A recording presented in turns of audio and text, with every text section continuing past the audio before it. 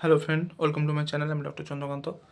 তো আজ আপনাদের ডিম খেলে কি প্রেশার বাড়ে, আজকে সে বিষয়ে আলোচনা করব। এছাড়াও ডেইলি কতটা ডিম খাওয়া যাবে, এছাড়াও ডিমের মধ্যে কী কী উপকারিতা আছে, আজকে সে বিষয়ে আলোচনা করব। চ্যানেল নতুন, চ্যানেল সাবস্ক্রাইব করবেন। চলুন শুরু করা যাক।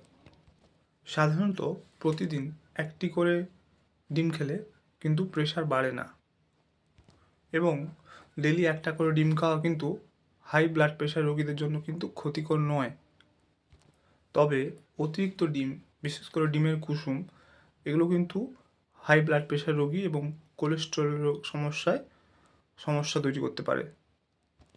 ডিমের কুসুমে থাকা ভালো কোলেস্টেরল এইচডিএল, সেটা কিন্তু হার্টের জন্য ভালো এবং রক্ত সঞ্চালন উন্নত করে। তবে অতিরিক্ত কুসুম খেলে কিন্তু আবার সেটা সমস্যা তৈরি করে। প্রতিদিন যদি 2 থেকে 3টির বেশি কুসুম সহ ডিম খান, তাহলে কিন্তু সমস্যা তৈরি হতে পারে। ডিমের অমলেট বা ভাজা ডিম, তার থেকে সেদ্ধ ডিম স্বাস্থ্যের জন্য খুব ভালো, বিশেষ করে প্রেশার রোগীদের জন্য এটা ভালো। চিকিৎসকরা সাধারণত একজন সুস্থ মানুষের জন্য প্রতিদিন একটি করে ডিম খাওয়ার পরামর্শ দেন। তবে আপনার যদি প্রেশারের সমস্যা থাকে, তাহলে কিন্তু ডিমের কুসুমের অংশটা বাদ দিয়ে ডিমের সাদা অংশ, যেটা অ্যালবুমিন প্রোটিন থাকে, সেটা খাওয়াই ভালো, তবে চিকিৎসকের পরামর্শ নিয়ে।